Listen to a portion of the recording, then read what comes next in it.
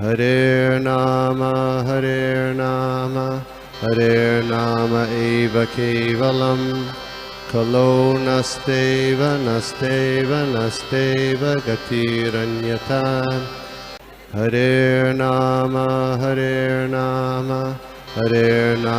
eva kevalam Kalo nasteva nasteva nasteva gatiranyata.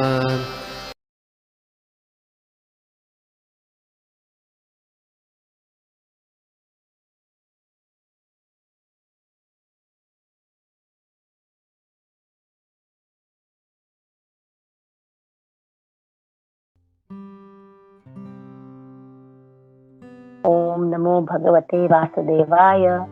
ओम नमो भगवते वासुदेवाय। ओम नमो भगवते वासुदेवाय। नमो ओम विष्णुपदाय कृष्णपृष्ठाय भूतले श्रीमते भक्तिवेदांत स्वामी नामिने। नमस्ते सारस्वते देवे गौरवाणी प्रचारिणे विशेष शून्यवादी पाश्चात्य देशतारिणे। नारायणं नमस्कृत्यं नरं चैव नरोत्तमं देवीं सरस्वती व्यासं ततो जयो मुदीरयेत्। नष्टप्रायेषु अभद्रेषु नित्यं भागवत सेवया भगवती उत्तमश्लोके भक्तिर्भवति नैष्ठकी। नमः पंकजनाभाय नमः पंकजमालिने नमः पंकजनेत्राय नमस्ते पंकजांग्रे। हे कृष्ण करुणा सिंधु दीनबंधु जगतपते गोपेश गोपिका कांत श्री राधा कांत नमस्तुते। जय श्री कृष्ण चैतन्य प्रभु नित्यानंद श्री अद्वैत गदाधर श्रीवासादि गौर भक्त वृंद। हरे कृष्ण कृष्ण कृष्ण हरे हरे हरे राम राम राम हरे हरे। हरे कृष्णा। सभी वैष्णवों को मेरा सादर दंडवत प्रणाम। आज मुझे दूसरे स्कंद के तीसरे अध्याय में 9वें श्लोक की सेवा दी गई है। तो पहले हम श्लोक पढ़ लेते हैं। राजकामो मनुदेवा रुतिं त्वविचरन् यजे काम कामो यजे सोमम् अकाम पुरुषं परम। अनुवाद बाय श्रील प्रभुपाद की जय। जो व्यक्ति राज सत्ता पाने का इच्छुक हो उसे मनुओं की पूजा करनी चाहिए। जो व्यक्ति शत्रुओं पे विजय पाने का इच्छुक हो उसे असुरों की, और जो इंद्रियों तृप्ति चाहता हो उसे चंद्रमा की पूजा करनी चाहिए। किंतु जो किसी प्रकार के भौतिक भोग की इच्छा नहीं करता उसे पूर्ण पुरुषोत्तम भगवान की पूजा करनी चाहिए। तो कल से हमारा यही टॉपिक चल रहा है, देवी देवता और भगवान की इस प्रकार से देवी देवता भगवान के नियंत्रण में कार्य कर रहे हैं। तो जिनकी आध्यात्मिक चेतना बहुत कम है वो देवी देवताओं की पूजा करते हैं उनकी कामनाओं की पूर्ति के लिए। लेकिन जो आध्यात्मिक चेतना में ऊपर उठ चुके हैं ना, तो वो भक्ति करते हैं यानी वो भगवान कृष्ण की पूजा करते हैं।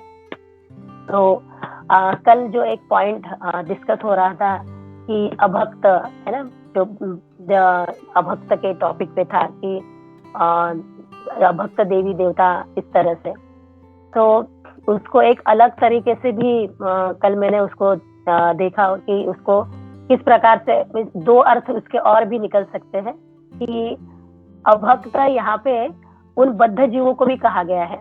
जो बद्ध जीव है, जो अभक्त है, जो द्वेषी है, जो राम द्वेषी है, जो कृष्ण द्वेषी है, तो ऐसे जो अभक्त है वो अभक्त जब देवी देवताओं की उपासना करते हैं तो उनको वो देवी देवता अपनी प्राप्ति करवा देते हैं। और जो भक्त है, जो है ना, जिनको भगवान कृष्ण के लिए मीन्स उनके कोई न्यूट्रल है कि उनको उनके लिए द्वेष तो नहीं है एटलीस्ट, तो ऐसे जो है तो वो उनको जो जब देवी देवताओं की पूजा आराधना करते हैं तो वो उनको भगवान की प्राप्ति करवा देते हैं। तो कल के एक पॉइंट में एक ये ऐड करना था। और आगे यहाँ पे बताया जा रहा है कि एक लाइन में यहाँ पे पढ़ती हूँ जो तात्पर्य में लिखा गया है। श्री भगवान ने घोषित किया है कि जो भौतिकवादी भौतिक भोग चाहते हैं और उनके लिए विभिन्न देवताओं से कृपा याचना करते हैं, जैसा कि ऊपर कहा गया है, वे अपनी इंद्रियों के नियंत्रण होने की स्थिति में नहीं होते और इस प्रकार विमूढ़ सिद्ध होते हैं। तो यहाँ पे क्या बताया गया है कि ये क्यों कैसे कर रहे हैं? तो ये अपनी इंद्रियों के नियंत्रण न होने की स्थिति में। तो इनकी इंद्रिया कैसी है? इनकी इंद्रिया अनियंत्रित है। तो हमारे पास भी इंद्रिया है ना, हमारे भी 5 इंद्रिया है। तो आचार्य एक उदाहरण बताते हैं, आप सभी ने भी सुना होगा, कुरंग, मातंग, पतंग, भृंग और मीन का, है ना। ये हमारी 5 इंद्रियों को ये इनका एक उदाहरण है ये। तो कुरंग यानी क्या है? हिरन। हिरन को कुरंग कहते हैं संस्कृत में। तो ये हिरन क्या है? ये हिरन ना अपने कर्मेंद्रिय से, इसका वीक पॉइंट क्या है? इसकी कमजोरी है, उसको मधुर संगीत सुनने की उसकी कमजोरी है। तो जो शिकारी है, जब हिरन को पकड़ना चाहता है, जब हिरन को वो अपने जाल में फंसाना चाहता है, तो ये शिकारी क्या करता है? शिकारी ना मधुर बांसुरी की धुन बजाता है और मधुर बांसुरी की धुन से ये हिरन है ना, ये हिरन वहीं पे स्थित हो जाता है, वो बांसुरी की धुन को सुनने लगता है। तो ये अपनी इंद्रियों को नियंत्रण ना करने के वजह से वो शिकारी के जाल में फंस जाता है। और शिकारी क्या करता है? शिकारी उस हिरन को पकड़ लेता है। नहीं तो जो ये हिरन है वो इतना तेज दौड़ने वाला है कि वो शिकारी वो हिरन को पकड़ भी ना पाए, क्योंकि शिकारियों को हिरन को मारना नहीं है, उसको जीवित भी पकड़ना है ना। तो ये अपनी जो इंद्रियों की इसका जो इंद्रिय की कमजोरी है, जो इसके श्रवण करने की, तो इसके वजह से क्या हो जाता है? इसकी जान वो अपनी जान शिकारी के हाथों में सौंप देता है। दूसरा उदाहरण आता है मातंग। मातंग यानी हाथी। तो हाथी की कमजोरी क्या है? स्पर्श, है ना, टच। तो ये हाथी को पकड़ने के लिए वो जो महावत है, तो वो क्या करते हैं, ये शिकारी है, वो क्या करते हैं कि एक बड़ा सा गड्ढा खोद के रखते हैं। उस गड्ढे के ऊपर पूरे झाड़ पत्ते वगैरह सब बिछा के रख देते हैं और एक हथनी को ट्रेन किया हुआ रहता है। तो वो हथनी क्या करती है कि उस हाथी को टच करके निकल के जाती है। तो ये हाथी जो है वो स्पर्श से, है ना, त्वचा के स्पर्श से बड़ा आकर्षित हो जाता है, क्योंकि ये उसका वीक पॉइंट है, ये उसकी इंद्रियों की कमजोरी है। तो ये वो टच से वो आकर्षित इतना होता है वो हथनी के पीछे, और वो हथनी वो क्या है, वो उसको टच करके वो आगे निकल जाती है, क्योंकि उसको पता है, उसको ट्रेन किया हुआ है कि यहाँ पे गड्ढा है, और वो आगे गड्ढे के आगे जाके वहां पे खड़ी हो जाती है। और ये जो हाथी है, ये हाथी क्या है, ये हाथी अभी उसको जो स्पर्श हुआ है, उस स्पर्श से इतना पागल हो जाता है, उस हथनी का दीवाना हो जाता है, और वो सीधा दौड़ते लगता है उसके पीछे, और दौड़ते दौड़ते क्या हो जाता है, उस गड्ढे में गिर जाता है।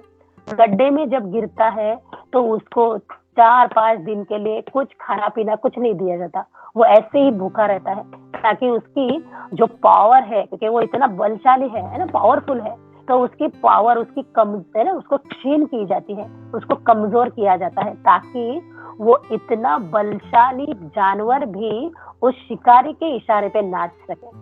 तो इस तरह से अपनी स्पर्शेंद्रिय है ना, स्पर्श की इंद्रियों के अधीन होने के वजह से हाथी को इतना बड़ा नुकसान भुगतना पड़ता है।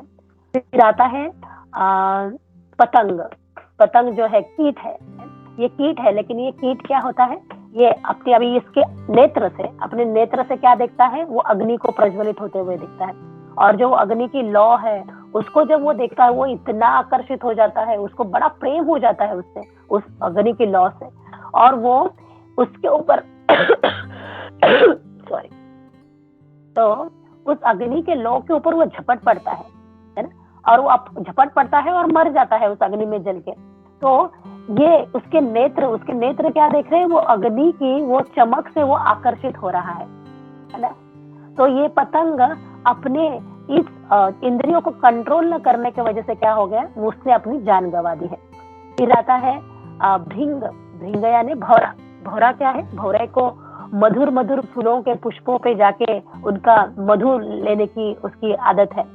तो उसको वो जब क्या करता है, भौरा कमल के पुष्प पे आके बैठता है। तो कमल पे पुष्प पे आने के बाद वो उसकी जो सुगंध है नासिका, अभी वो नासिका से उसको ग्रहण कर रहा है। तो वो नासिका से जब सुगंध को ग्रहण करता है तो वो ग्रहण करने में इतना वो आनंदित, इतना मग्न हो जाता है कि उसको शाम के वक्त, रात के वक्त, अभी ये कमल का फूल मिटने वाला है इसका भान भी नहीं रहता। और वो उसके अंदर ही में इससे इतना मोहित हो जाता है, उस इंद्रिय में इतना लीन हो जाता है कि वो अपने आप को उस मोह से छुड़ा ही नहीं पाता। और उसके अंदर ही वो, जब वो शाम को वो कमल का पंखुड़ी बंद हो जाती है तो उसके अंदर ही वो मर जाता है। तो ये क्या है, ये नासिका, भृंग की नासिका। फिर आता है मीन। मीन मछली। मछली का क्या है, मछली जो मछुआरा है वो क्या करता है, मछली को जाल में फंसाने के लिए उसके वो आंकड़े में चारा डाल देता है ना। और मछली की आदत है, मछली की आदत क्या है, उसका मुंह हमेशा खुला है। मुंह हमेशा खुला है, सब खाने की आदत है ना। मच मच मच मच जीवा, उसके जीवा पे कंट्रोल नहीं है, वो हमेशा उसका मुंह खुला ही रहता है। तो जैसे ही वो उस खाने को पकड़ने के लिए जाती है तो मछुआरे के उस कांटे में वो फंस जाती है। तो इस तरह से वो भी अपनी जान गंवाती है। तो ये तो जो कीट है, जानवर है ना, पशु पंछी जो भी है, तो उनके पास तो बस ये एक ही इंद्रियों की कमजोरी है। लेकिन हमारे मनुष्य के पास तो ये पांचों इंद्रियों की कमजोरी है ना। हमारे पास तो ये पांचों इंद्रियां इतनी सक्रिय है और इतनी प्रबल है। तो यहाँ पे जो बता रहे हैं कि जो यहाँ पे कहा है, अतएव मनुष्य को कभी किसी तरह से भौतिक भोग की इच्छा नहीं करनी चाहिए। उसे तो पूर्ण पुरुषोत्तम भगवान की पूजा करने हेतु सजग रहना चाहिए। तो यहाँ पे हमारे आचार्य कहते हैं कि इन प्रबल इंद्रियों को क्या करो, प्रबल इंद्रियों को भगवान की सेवा में लगाओ, जैसे अम्बरीश महाराज ने किया था। अम्बरीश महाराज इतने बड़े राजा होते हुए भी, है ना, इतने ऐश्वर्य है उनके पास, इतना सारा लग्जरियस ट्रीटमेंट है उनके पास, सारी दास दासियां सब कुछ है इनके पास, फिर भी, है ना, फिर भी उनके अंदर वो कितनी विरक्ति थी, कितना वैराग्य था। वो अपने हाथों से खुद भगवान की सेवा करते थे। अपने दास दासियों को नहीं कहते थे, वो भगवान के लिए स्नान के लिए पानी भी खुद लेके आते थे, है ना, बाल्टी में कुएं से निकाल के पानी लेके आते थे, भगवान को स्नान कराते थे, मंदिर का मार्जन कराते थे, फूलों की माला, मीन्स हर एक काम, है ना, अपने हाथों से करना है। भगवान का जो काम है वो अपने हाथों से करना है। और आंखों से भगवान के मूर्ति को देखते थे, भगवान के विग्रहों को देखने में ही उनका समय निकल जाता था, उनके चिंतन में ही उनका समय निकल जाता था। और नासिका से क्या करते थे, नासिका से भगवान के चरणों में जो तुलसी दल चढ़ाए हैं उनको सुनते थे, भगवान की जो माला है माला को सुनते थे। तो अपनी नासिका को भगवान के जो निर्माल्य है उनके सुनने में ही उन्होंने अपनी नासिका को लगाया। अपने कर्मेंद्रिय के लिए क्या किया उन्होंने, कर्मेंद्रियों को भगवान के कीर्तन, नाम, लीला, इनके श्रवण में उन्होंने बिताया। वो कोई भी जो प्रजल्भ है वो प्रजल्भ नहीं कर रहे थे, उनको उसमें इंटरेस्ट ही नहीं था। तो अपने कर्मेंद्रियों को क्या किया, उन्होंने बहुत ही शुद्ध करके लिया था, भगवान की लीलाओं का स्मरण करते। तो इस तरह से यहाँ पे बताया गया है कि हमें भी हमारी इंद्रियों को, जब हम हमारी इंद्रियों को इस तरह से शुद्ध कर पाएंगे, हमारे इंद्रियों को हम भगवान के लिए समर्पित कर पाएंगे, तो धीरे धीरे ही वो हम दिव्य स्तर पे पहुंच जाएंगे। तो जो ये जो देवी देवताओं के लिए है ना, देवी देवता जो है और भगवान, तो यहाँ पे आचार्य एक और बात बताते हैं कि ये जो देवी देवता है ना, उनको भी जब मुसीबत आती है जब इनके ऊपर भी कोई संकट आता है तो ये भी क्या करते हैं, इनको भगवान के पास आश्रय के लिए दौड़ना पड़ता है, सहायता के लिए ही भगवान के पास जाते हैं। जैसे शिव जी उनका एक भक्त था जो असुर था, भस्मासुर। तो भस्मासुर क्या करता है, भस्मासुर बहुत कड़ी तपश्चर्या करता है, शिव जी को प्रसन्न कर लेता है। और शिव जी प्रसन्न होते हैं तो वो शिव जी से वर मांगता है कि मैं जिसके भी सर के ऊपर हाथ रखूं तो वो भस्म हो जाए। तो शिव जी बोले है ना, आशुतोष है, जल्दी प्रसन्न होने वाले हैं। तो शिव जी क्या कर देते हैं, उसको वरदान दे देते हैं, तथास्तु।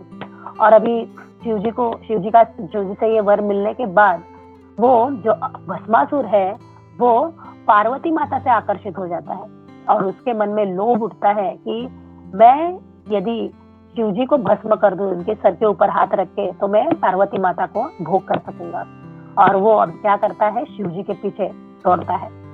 और शिव जी अपनी जान बचाने के लिए शिव जी दौड़ रहे हैं। और अभी शिव जी क्या करते हैं, शिव जी भगवान की शरण में जाते हैं और भगवान की शरण में जाके भगवान से याचना करते हैं, भगवान से प्रार्थना करते हैं।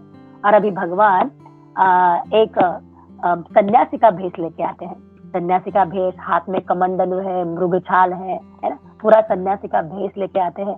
और जिस रास्ते में भस्मासुर जा रहा है उसके रास्ते में उसको वहां पे रोक देते हैं। और उससे तो अभी सन्यासी को देख के भस्मासुर रुक जाता है और सन्यासी उसको पूछते हैं कि क्या इतना है ना, इतना क्या भागदौड़ चल रही है। तो भस्मासुर कहता है कि मुझे वरदान मिला है, उसने मुझे, शिव जी ने मुझे वरदान दिया है कि मैं जिनके भी सर के ऊपर हाथ रखूंगा तो वो भस्म हो जाएगा। तो वो सन्यासी हंसने लगते हैं। सन्यासी कहते हैं अरे वो शिव जी ने तुझे वर दिया है, अरे वो शिव जी को तो प्रजापति दक्ष से उनको शाप मिला था, है ना, तुझे पता है कि उसने उनको कितना उल्टा सीधा सुनाया था। तो ये जो शिव जी है ना, इनके कोई जो वर भी है ना, जो भी वर दिया है वो फलित नहीं होता है ना, वो तो बस ऐसे ही व्यर्थ जाता है वो तो अभी उसके मन में वो एक संशय आ जाता है, डाउट आ जाता है कि हाँ ये तो मैंने भी सुना है कि प्रजापति दक्ष ने शिव जी के साथ ऐसे ऐसे किया था। और फिर जो कहता है फिर अभी तो कहते हैं तुम देखो, है ना, इसको तुम आजमा के देखो, अपने ऊपर आजमा के देखो, अपने सर के ऊपर हाथ रखो, है ना, यदि तुम बच गए तो समझ लो कि वो व्यर्थ है उसका जो उन्होंने जो वरदान दिया है। तो फिर भस्मासुर क्या करता है, अपने सर के ऊपर हाथ रख लेता है। और जैसे ही भस्मासुर अपने सर पे हाथ रखता है सारे देवी देवता ऊपर से फूलों की वर्षा कर देते हैं भगवान के ऊपर। तो इस तरह से ये देवी देवताओं को भी भगवान का आश्रय लेना पड़ता है। फिर हमने इंद्र की जो गोवर्धन लीला हम सुनते हैं, गोवर्धन लीला में भी इंद्र जो पहले भगवान की दिव्यता को नहीं जान पाते और बाद में फिर भगवान की स्तुति करते हैं, भगवान से प्रार्थना करते हैं, हमने ये भी कथा सुनी है। फिर हिरण्यकशिपु जो ब्रह्मा जी से उसे वरदान मिला था और फिर जब नरसिंह अवतार में भगवान हिरण्यकशिपु का वध करते हैं तो ब्रह्मा जी भी हिरण्यकशिपु को बचा नहीं पाते। तो देवी देवताओं से भले वरदान भी मिला हो लेकिन भगवान से उन्हें कोई बचा नहीं पाएगा। रावण भी इसका एक उदाहरण है। तो रावण तो शिव जी का कितना बड़ा भक्त था। रावण को शिव जी से उसको लंका की प्राप्ति हुई थी, इतना वो ऐश्वर्य प्राप्त हुआ था उसको, इतना उसको वरदान मिला था। तो इतना वरदान प्राप्त होने के बावजूद भी जब भगवान श्री राम के सामने आते हैं तो रावण को बचा नहीं पाते शिव जी भी। तो इस तरह से कि भगवान है जो कृष्ण है, विष्णु है, वो क्या है, पूर्ण पुरुषोत्तम है, वो देवी देवताओं से भी ऊपर है। देवी देवता उनके अंडर है ना, उनके नियंत्रण में वो कार्य करते हैं, सृष्टि का संभाल करते हैं। तो इस तरह से यहाँ पे इस श्लोक में भगवान के महत्ता के बारे में बताया गया है कि पूर्ण पुरुषोत्तम भगवान कि किस तरह से अपने कार्यों को, है ना, अपने देवी देवता भी अपने संकट के समय उनके चरणों में जाना पसंद करते हैं। जैसे कंस का जब 10वें स्कंद में भगवान की लीला आती है कि जब पृथ्वी माता असुरों के अत्याचारों से बड़ी व्यथित हो जाती है तो वो गाय का रूप धारण करती है और ब्रह्मा जी के पास जाती है और उनके जो भी है उनका दुख है, उनके दुख के निवारण के लिए प्रार्थना करती है। तो ब्रह्मा जी वो पृथ्वी रूपी गाय समेत सभी को लेके भगवान के पास आते हैं, विष्णु जी के पास आते हैं और प्रार्थना करते हैं, उनकी स्तुतियां करते हैं और स्तुतियां करके उनसे आवाहन करते हैं कि आप प्रकट हो जाइए, कि पृथ्वी पे इतना अत्याचार बढ़ रहा है, असुरों का इतना तांडव हो रहा है। और फिर इस तरह से ये देवी देवताओं को भी, है ना, वो अधिकार नहीं है, तो ये इनको भगवान की शरण लेनी ही पड़ती है। तो हमें एक बात यहाँ पे ध्यान देनी है कि यदि ये देवी देवता भी भगवान के पास ही जाके मांगते हैं, तो हम देवी देवताओं के पास जाके क्या मांगे? तो हम भी डायरेक्टली भगवान से ही मांगे। तो हमें डायरेक्टली क्या करनी चाहिए? हमें भी भगवान की भक्ति ही करनी चाहिए। तो यहाँ पे ये बात बताई गई है। और एक जो इंद्रियों का नियंत्रण के लिए, तो आज भक्ति सिद्धांत सरस्वती ठाकुर जी का अपीयरेंस डे भी है, आविर्भाव दिवस है।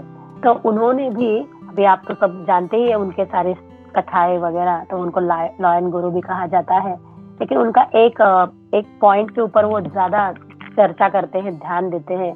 वो कहते हैं अपने साधकों को कि अनर्थ निवृत्ति पे काम करो। तो ये अनर्थ निवृत्ति पे काम करो यानी क्या कहते हैं? वो यही कहते हैं कि ये जो हमारे इंद्रियां, जो काम, क्रोध, लोभ, मद, मत्सर है ना, इनमें सबसे जो लिप्त है, तो हमें क्या करना चाहिए? हमें इनसे छुटकारा पाने की कोशिश करनी चाहिए। इनके विकारों से हमें अपने आप को अलिप्त रखने का अभी प्रयास करना चाहिए। तो श्रील भक्ति सिद्धांत सरस्वती ठाकुर भी इन अनर्थों के बारे में बहुत सुंदर अपने कथाओं में, अपने लेक्चर में बताते हैं। तो ये अनर्थ निवृत्ति जब निकल जाएगी तो क्या होगा? अनर्थ निवृत्ति जब निकल जाएगी तो हम अर्थ प्रवृत्ति को प्राप्त करेंगे। तो अर्थ प्रवृत्ति क्या है? अर्थ प्रवृत्ति है भगवान की तो प्रेम भरी लीलाएं है, भगवान का जो रस माधुर्य है, उसमें हम प्रवेश कर पाएंगे, उसमें हमें रुचि होने शुरू हो जाएगी, है ना। तो बहुत सुंदर बताते हैं भक्ति सिद्धांत ठाकुर। तो ये तो पूर्ण पुरुषोत्तम भगवान के लिए, है ना, पूर्ण पुरुषोत्तम भगवान और देवी देवता, इनका जो आपस में इनका जो तालमेल है, ये श्लोक उनके बारे में बता रहे हैं। तो हमें, जो हम कृष्ण भक्ति करना चाह रहे हैं या कृष्ण भक्ति में लगे हैं, तो हमें तो क्या करना है? हमें तो भगवान के लीलाओं का श्रवण करना है। हमें तो वो ब्रजेश नंदन चाहिए, है ना, हमें तो वो गोप सखा चाहिए, हमें तो वो राधा के कृष्ण चाहिए। तो इससे जुड़ी एक छोटी सी कथा सुनते हैं कि राधा और कृष्ण, इनके हमेशा झगड़े होते रहते हैं, है ना। और राधा हमेशा रूठ जाती है, मान करती है। तो ये हमेशा रोज के ऐसे इनका हो रहा है, झगड़े, डेली के डेली झगड़े हो रहे हैं। तो इनके भी बहुत सुंदर सुंदर स्टोरी है, हम उनको भी सुनेंगे। तो अभी दोनों भी, राधा रानी भी परेशान है यहाँ पे, कृष्ण भी यहाँ पे परेशान है कि क्या रोज हमारे झगड़े हो रहे हैं ना। कभी हम लोग आते भी है सामने, प्यार से बातें भी हो रही है, तो झगड़े होते हैं किसी ना किसी बात के ऊपर। तो अभी राधा रानी घर से निकलती है सोच के कि आज मैं जरा भी झगड़ा नहीं करूंगी, आज कुछ भी हो जाए, है ना, आज मैं एकदम चुप रहूंगी, एकदम प्यार से बात करूंगी। और कृष्ण भी यही सोच के निकलते कि आज तो जो राधा रानी कहेगी बस वही मानूंगा, आज जरा भी कुछ भी मैं उसको अपोज करूंगा ही नहीं, है ना, जो राधा रानी कहेगी उसमें मैं हाँ मिलाऊंगा। और अभी दोनों मिलते हैं मानगढ़ पे जाके मिलते हैं, जहाँ पे राधा रानी मान करती है, वहां पे जाके मिलते हैं। और अभी राधा रानी बहुत सुंदर वेशभूषा करके आई है, अपने केश विन्यास को भी बहुत सुंदरता से सजा के आई है। अभी भगवान उनकी तारीफ कर रहे हैं, उनकी स्तुति कर रहे हैं। हाँ, राधा रानी पूछती है मैं कैसे दिख रही हूँ। तो अभी उसके पहले दिन ही ऐसे हुआ था, जब राधा रानी ने पूछा था कि मैं कैसे दिखती हूँ, तो भगवान कृष्ण ने राधा रानी की स्तुति करते हुए कहा था कि हाँ, तुम्हारे जो माथे की बिंदी है वो चंद्रमा के जैसी है, तुम्हारी आंखें भी चंद्रमा के जैसी है। तो ये सब जगह पे तुम्हारे जो कपड़े हैं, तुम्हारे जो वस्त्र है, तुम्हारे वस्त्रों पे भी, है ना, बहुत ही चंद्रमा की रोशनी जैसे पूरे तारे भी है, तो वैसे उस तरह से उस रोशनी के जैसे, चंद्रमा की रोशनी के जैसे लग रहे हैं। तो ये बार बार चंद्र चंद्र चंद्र सुनते सुनते ना राधा रानी को मन में आता है कि ये जरूर ना ये चंद्रावली से मिलके आया है, और चंद्रावली से मिलके आया ना इसलिए इसको सब चंद्र चंद्र नजर आ रहे हैं। और इस तरह से उनका उसके अगले दिन पिछले दिनों में उसका झगड़ा हुआ होता है। तो अभी आज जब राधा रानी कृष्ण को पूछती है मैं कैसी दिख रही हूँ, मैं कैसी लग रही हूँ, तो कृष्ण अपनी जबान को लगाम देते हैं। अभी वो बस कहते हैं बहुत सुंदर है ना राधे, तुम बहुत सुंदर हो। और अभी राधा रानी कहती है कि आज तो बस हम ना जरा भी झगड़ा नहीं करेंगे, आज हम बस अच्छी अच्छी बातें करेंगे। तो हे कृष्ण तुम क्या करो, तुम मुझे ना ये तुम मुरली बड़ी अच्छी बजाते हो, तो मुझे ना अपनी मुरली बजाना सिखा दो। कृष्ण कहते ठीक है कि मैं तुम्हें सिखा दूंगा, तो तुम्हें भी मुझे एक बात सिखानी होगी। तो राधा रानी बोलती हाँ क्या सिखाना होगा।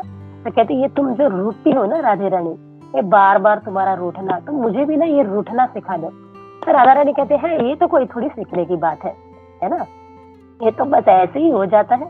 तो फिर भी कृष्ण कहते नहीं फिर भी मुझे सिखा दो, मुझे तुम्हारे जैसे रूठना मुझे सीखना है। तो अभी राधा रानी कहती है ठीक है, और राधा रानी कहती है चलो ठीक है, वो सामने वाला पत्थर है, उस सामने वाले पत्थर पे बैठ जाओ और मेरे से पीट करके बैठो, है ना, मुझे अपना चेहरा मत दिखाओ, उस तरफ चेहरा करो, मेरे पास पीट करो और ऐसे बैठो, ठीक है। और अभी ऐसे बैठे हो तो मैं तुम्हें आवाज दूंगी ना तो तुम पलट के नहीं देखना, है ना, मैंने कितनी भी आवाज दी तो तुम पलटोगे नहीं। तो कृष्ण कहते हैं ठीक है। और अभी राधा रानी कृष्ण को आवाज देती है कृष्णा, और कृष्ण ऐसे आवाज सुनते ही कृष्ण पलट के बोलते हैं हाँ राधे। तो राधा रानी कहती है देखो मैंने तुम्हें अभी तो कहा था कि मैं तुम्हें कितनी भी आवाज दूं तुम पलटोगे नहीं, और बस मैंने एक बार कहा तो तुम पलट के हाँ राधे कहने लगे। तो कहते अरे अरे ठीक है मुझे वो अभी मैंने इतना अभी भी तुमने बताया ना इतना ध्यान नहीं आया, अभी ठीक है मैं कर लूंगा। तो फिर से अभी कृष्ण राधा रानी के पास पीट करके बैठ जाते हैं, और राधा रानी फिर से आवाज देती है हे कृष्ण, और उतनी मधुर आवाज सुन के कृष्ण फिर से मुड़ते हैं बोलो राधे। अभी राधा रानी कहते छोड़ो, तुमसे तो होगा ही नहीं, तुमसे ये रूठना बिठना तो तुम छोड़ो, तुम्हें तो आता ही नहीं, एकदम कच्चे हो तुम, एकदम कच्चे हो। अभी कृष्ण कहते नहीं नहीं नहीं मेरे से मेरे ना थोड़ा ध्यान में नहीं रहा, मैं थोड़ा सा भूल गया था, है ना, अब मुझे लास्ट है ना 2 चांस है ना, 3 चांस तो मिलने चाहिए, 2 चांस हो गए, अभी तीसरा चांस तो मुझे मिलना चाहिए। तो राधा रानी कहते नहीं नहीं छोड़ो छोड़ो, तुमसे ये होगा ही नहीं है रूठना बिठना, तुम इसको रहने ही दो। अभी कृष्ण कहते नहीं नहीं अभी इस बार तो पक्का। और अभी कृष्ण मुड़ के बैठ जाते हैं, मुड़ के बैठ जाते हैं, और राधा रानी अभी कृष्ण को आवाज देती है हे कृष्ण कृष्ण सुनो तो कृष्ण। और कृष्ण पलटते ही नहीं है, कृष्ण पलट के देखते भी नहीं है, और राधा रानी 2-3 बार आवाज देती है, और राधा रानी का हृदय इतना द्रवित हो जाता है कि मेरे बोलने पे भी कृष्ण पलटे नहीं, और थोड़ी देर में धड़ाम करके आवाज आती है और कृष्ण पलट के देखते हैं तो राधा रानी बेहोश हुई रहती है। राधा रानी को बेहोश देखे दौड़ के आते हैं कृष्ण, राधा रानी को अपनी गोद में उठाते हैं, और राधा रानी को है ना पानी वगैरह उसके मुंह में छिड़कते हैं, उसको जगाते हैं, और राधा रानी कहती है कि देखो तुम कभी ऐसे नहीं करना, है ना, कभी मुझसे रूठना नहीं। तो कृष्ण कहते हैं राधे जब तुम मुझसे बार बार रूठती हो तो सोचो मेरे दिल पे भी क्या बीतती होगी, मुझे भी क्या फील होता होगा। तो इस तरह से ये मधुर दोनों के बीच में संवाद होता है। तो हमें भी हम साधकों को ये भगवान की मधुर लीलाओं का ही श्रवण करना है, जब करते वक्त मधुर लीलाओं के चिंतन में ही रहना है ना, तो हमारी भी अनर्थ निवृत्ति धीरे धीरे होती जाएगी। तो मैं यहीं पे अपनी कथा को विराम दूंगी। हरे कृष्णा, दंडवत प्रणाम सभी को।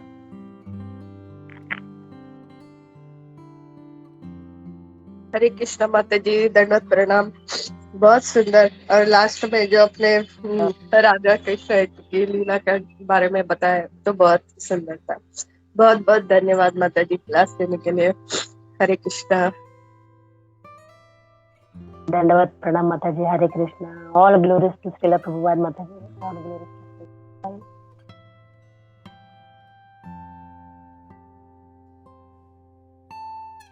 हरे कृष्ण माता जी, दंडवत प्रणाम। माता जी बहुत सुंदर क्लास था, मैं सोच रही हूँ मैं भी रूठ जाऊं, क्योंकि आपने बहुत जल्दी क्लास बंद कर दिया, इसलिए आज अपनी क्लास जल्दी बंद किया। मैं सोच रही थी आप और सुनाओगे, बट बहुत सुंदर क्लास है माता जी आपकी। जो लास्ट वाला आपने बताया तो बहुत अच्छा लगा, एकदम आंखें भर आई ना, ऐसे इमोशनल एकदम हो गए। थैंक यू सो मच माता जी। हरे कृष्ण माता जी। धन्यवाद, प्रणाम माता जी। All glories to Srila Prabhupada, guru and Gaurang माता जी।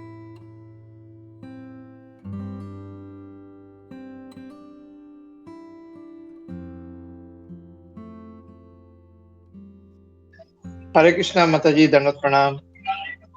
Yeah, thank you so much Mataji once again.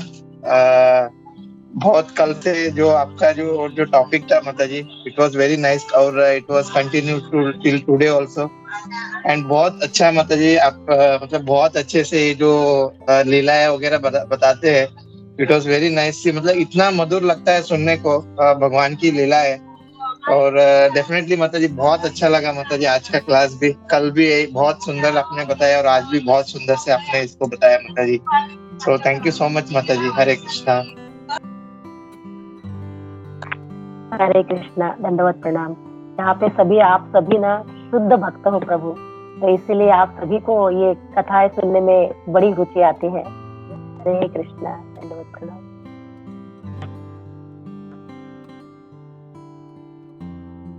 माता जी भी बहुत अच्छी भक्त है। रात को सिर्फ 8 बजे कुछ प्रभु ने फोन किया था और बोला कि मुझे सेवा मिले है और आप क्लास लोगे, कंटिन्यू करोगे कल के। जैसे उनकी तबीयत ठीक नहीं है, फिर भी माता जी ने कहा हाँ हाँ प्रभु जी आप जाइए और मैं कर लूंगी, और तुरंत क्लास के लिए भी मान गई। तो कितना अच्छा भाव है ना आपका। बहुत अच्छा लगा मुझे कि तबीयत ठीक नहीं है फिर भी कुछ नहीं बोला, और प्रभु ने आपको चुना। बोले कल भी इतना सुंदर उन्होंने कहा, आज भी कहेंगे ना कंटिन्यू कर लेंगे तो बहुत अच्छा है। कल का टॉपिक आज थोड़ा सा आगे था और तुरंत आपने हाँ कही, इसलिए बहुत बहुत धन्यवाद माता जी। हरे कृष्णा। नहीं माता जी, धन्यवाद की कोई बात नहीं, ये सब आपका सभी लोगों का प्यार है, अच्छा लगता है ना, कि बहुत प्यार से आप लोग इतना कहते हैं तो मना भी नहीं कर पाते माता जी। हरे कृष्णा।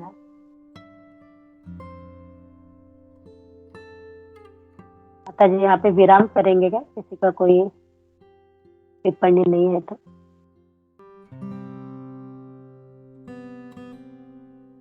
वाञ्छा कल्पतरुभ्यश्च कृपा सिन्धुभ्यैव च पतितानां पावनेभ्यो वैष्णवेभ्यो नमो नमः। अनंत कोटि वैष्णव वृंद की जय। आप सभी उपस्थित वैष्णवों की जय। हरे कृष्ण, दंडवत प्रणाम।